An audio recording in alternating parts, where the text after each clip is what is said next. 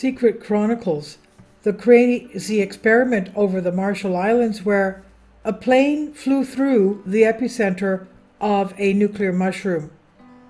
In 1946, the United States conducted tests at Bikini Atoll, Marshall Islands, codenamed Operation Crossroads.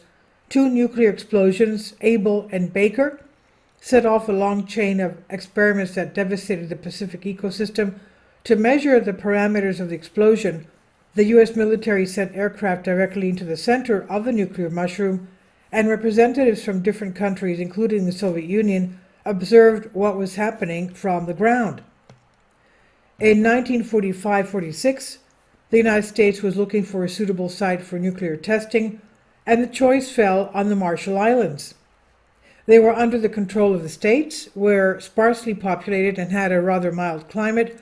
A few natives were taken to another island, albeit with worse conditions, and warships and aircraft equipped for surveys and measurements, as well as thousands of laboratory animals, were brought to Bikini Atoll.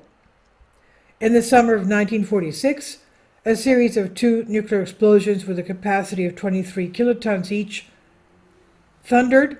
The Able charge was blown up at a height of 158 meters on July 1st, and Baker at a depth of 27 meters under the water on July 25th. That's 24 days later.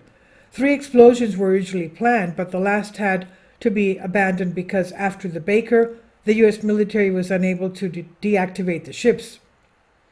Subsequently, this underwater explosion was called the world's first nuclear disaster, as it led to a serious contamination of the area. The Operation Crossroads involved 242 warships and 156 aircraft, which housed special equipment. Able was dropped from B-29 bomber after the detonation of the charge. A massive nuclear mushroom formed right at the epicenter of which 8 B-17 bombers were sent.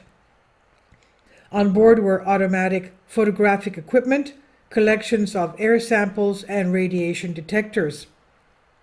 The planes flew over a zone with a high level of radiation, including the nuclear mushroom itself. At the same time, there was no crew inside. For the pilots, such as the flight would be their last, air vehicles were controlled by radio-controlled autopilots. The pilots were in other aircraft flying at a safe distance and controlled the bombers remotely. The operation was successful. The cameras captured 50,000 photographs and 457 kilometers of film. Those who were on board the aircraft noted that they felt mild symptoms of a concussion. Effect and aftermath of the explosions. More than 100 people from different countries attended as observers. The U.S. Navy spent a long time in strict secrecy about its preparation for this operation, codenamed Crossroads, but just before the start of the test, scientific observers from each country, members of the UN Security Council, were invited to that. The invited public was not particularly happy with the tests. The first bomb was off course by 649 meters, which caused the damage to be much weaker than many expected. Of the entire fleet, only 5 ships sank. The second charge underwater brought more destruction. The power and heat of the world's 5th nuclear bomb foamed the Bikini Lagoon, turning it into seething cauldron of flame, smoke, and steam. Scattered the ships like toy boats, but could not sink most of the large ships lined up in battle formation in the circle of death next to the bomb, according to a report by journalist Don Whitehead. However, the most terrible consequences of the Baker tests are not physical destruction, but colossal amounts of radiation. The radioactive decay products infected the entire fleet and mixed with water and sand, spread to virtually the entire atoll. The U.S. crew failed to deactivate the ships. Subsequently, the Marshall Islands, and in particular the Bikini Atoll, survived several dozen more trials, which finally destroyed the local ecosystem. The evicted Bikinians cannot return home to this day, and the extent of the infections is not known for certain. Attempts to conduct an independent study were made in 2015 to 18. Until now, there have been no independent investigations into radioactive contamination and its consequences.